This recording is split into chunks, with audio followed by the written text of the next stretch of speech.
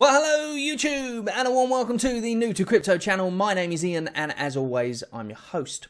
Now, before we go any further, I thought I would let you know that I'm changing my name, because you can't be new to something forever, and it was a bit of a stupid name, to be honest, I chose. And the reason I chose it is because I wasn't planning on doing a YouTube channel. And the way I thought I'd change my name is I thought I would do like a little poll to try and see what people thought was a great name. However, I don't want to end up with something like Crypto McBoatface or Boaty McBoatface, as what happened, for those who don't know. Environmental agency put out a poll on Twitter or somewhere like that, or to the internet essentially, and said, we want to name our new vessel, what can we name it? And in the end, it ended up being called Boaty McBoatface because everybody voted for that. So I don't want that to happen. So what I'm going to do is I want you guys to write in the comments below, and if you comment on this video, then great, you can also put it at the end of it if you like, what name you think I should be. And then I will choose 4 or 5 of those names, and then I'll put them in a little poll, and then the one that wins gets a prize. Simple as that. And that prize, it was donated by Matthew Lambert, so thank you very much to him. And that is an NFT of a 2D Ultraman. So therefore, that's the prize that you can get to win if you get your one chosen. Now, incidentally, if anyone ever wants to donate stuff for competitions, or maybe you're just feeling generous and you want to send me something cool, then I've got this little thing up in the corner there. No, this.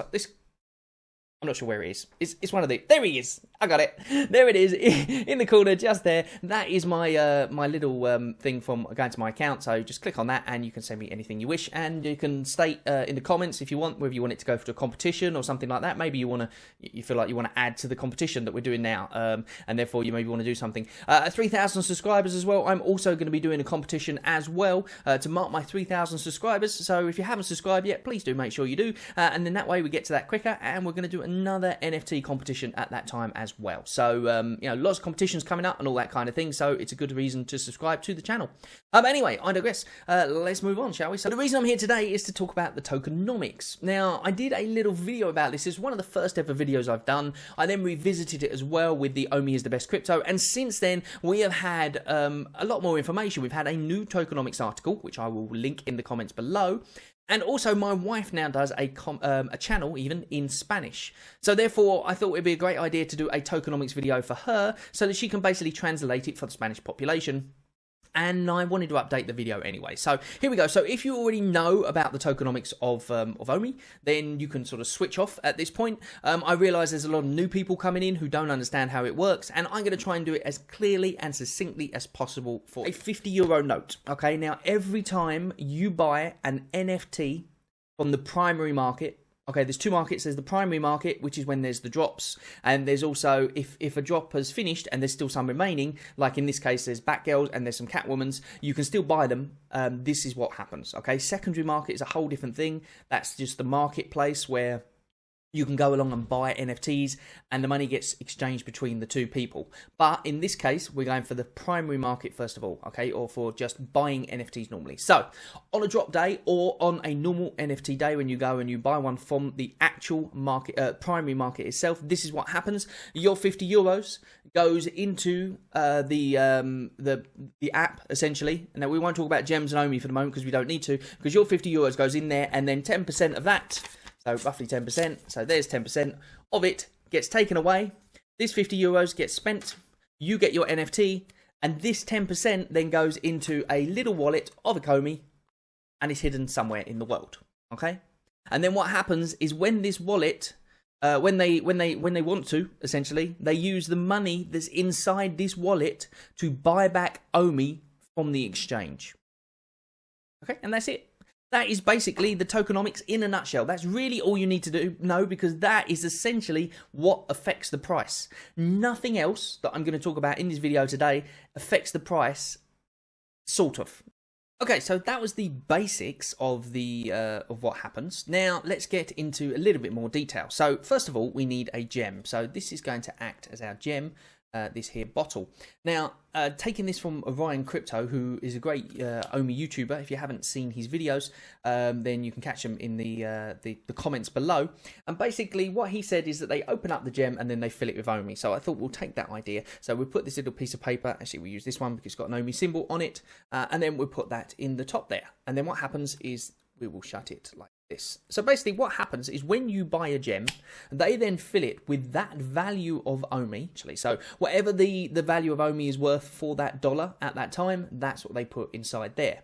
And then this goes into the vault wallet. Okay, so it just stays in the vault wallet. So it comes out the reserve, goes into the gem, and then stays where it is. And then when you buy something, when you buy an NFT, for instance, this little dinosaur, what will happen when you buy this NFT is that the gem gets exchanged for the NFT. So there's your NFT.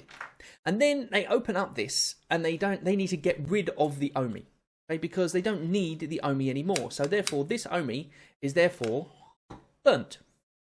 Like that.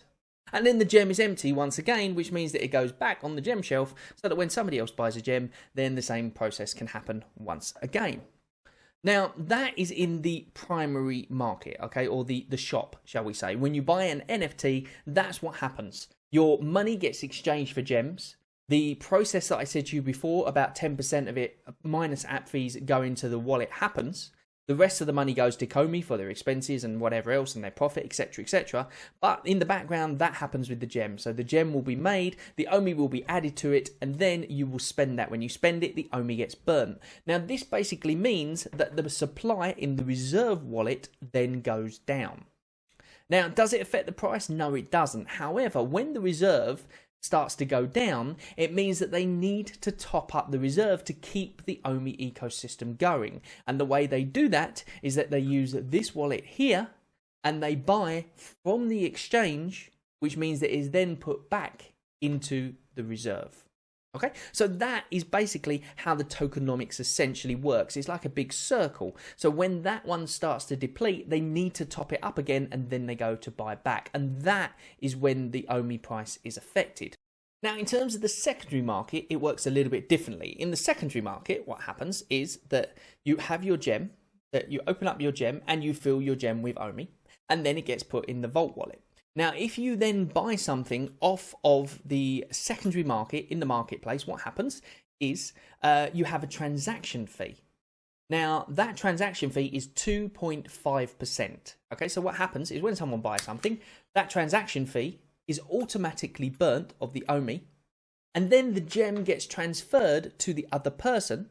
And when that other person gets it at the other end, they have got a gem with the Omi inside still.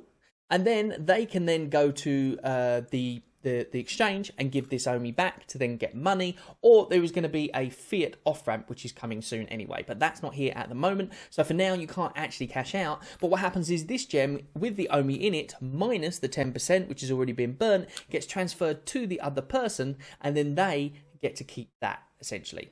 So therefore 2.5% of every market transaction is also being burnt. The difference is, once again, is coming out the reserve wallet, which, as always, doesn't affect the price of Omi. It only affects the price when they do the buyback using the special wallet from the exchange. Okay, that's very important to remember. Okay, so now let's talk about the fact that if you buy an NFT using Omi, then you can burn it from the exchange. Okay, so for example, here is your Omi here. Now, if you go to the exchange and you buy Omi from the exchange, you are automatically affecting the price, okay, which is great because it means that when you buy Omi from the exchange, you then convert it to an NFT. It means that Omi essentially is out of circulation from the exchange, which does affect the price. So this is the best way to affect the price of Omi. Now, the way it works is very simple. You would buy it from the exchange, you would then take it to the app, and you will be able to buy a percentage of NFTs. Now, the reason I say a percentage of NFTs is because you can't buy every NFT because they just wouldn't make any money on it, because essentially you're buying it from a separate party on the exchange, not necessarily from Omi themselves. You're buying it from Joe Blogs down the street is selling some Omi. You buy it from him. You then take it to the app. You then change the Omi for an NFT. They give you an NFT. They're essentially giving you it for free, because then they burn the Omi at the end. The only way they could carry on that process is if they were to take the Omi back to the exchange and then cash it in themselves, which they don't want to do because they'll be putting selling pressure on the Omi token itself, and they don't want to do that. So they need to burn it. And the way they're going to do that, and the way they decided to do that, is to sell a percentage of NFTs only with the Omi. And also things like, you know, like shelving units and stuff like that will all be bought with Omi as well. So you will essentially be burning the Omi by doing this. Now, the great thing is that a lot of shelving units will be bought for the thing, maybe upgrades for things. They will all be done with Omi. So therefore, there's a lot of utility coming to the token. So let me show you how it works. So basically what happens is you buy it with the Omi and then you burn it. And straight away, you get yourself your NFT. So in this case, a little dinosaur that comes from Jurassic Park. Okay, so that is how the Omi token will work in terms of that. It will all be burnt completely, and you will get your NFT. Now, there won't be any buyback revenue generated from that. Okay, so there won't be any buyback, but you are actually buying the Omi off the exchange. So essentially, you're affecting the Omi on the exchange even better. And the great thing is that when the MTL comes into place, the money transfer license, what can happen and possibly will happen is that people who buy NFTs using Omi will actually be given extra privileges, maybe a small percentage off possibly, or maybe they'll get a free something for buying it with Omi, which means that people will be incentivized to buy it with Omi, which in turn means that the price of Omi in the exchange will go up drastically because more people will be buying NFTs with the Omi. So there you go. So that's pretty much it. You've got the Omi to NFTs, which is going to burn directly from the exchange. You've also got the ordinary shop, or the normal primary shop, I suppose you could say, and that takes 10% of your money and puts it into a buyback, which in turn goes off the exchange. You've then got all the things that are happening in the background that burn Omi from the reserve, so that then when the reserve gets lower, they need to buy it back from the exchange. And incidentally, they've already done 2 huge buybacks already, which affected the price ever so slightly. Now, I'm not saying that that's going to affect the price straight away, but what it does do is it gives people a reason to buy the token, knowing that sooner or later the supply of Omi is going to deplete.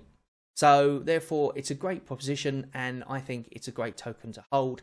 But anyway, thank you very much for joining me here today. Don't forget the competition to name me, so to speak. It's like naming your pet dog or something, isn't it? So a competition for the name, and you can win yourself a fantastic prize, which is the 2D Ultraman. So get putting your names in the comments below, and obviously liking the video and sharing it around and all that kind of thing. Thank you very much for joining me once again. As always, don't take this as financial or investment advice in any way, shape or form, because what do I know? I'm new to crypto. Bye-bye for now.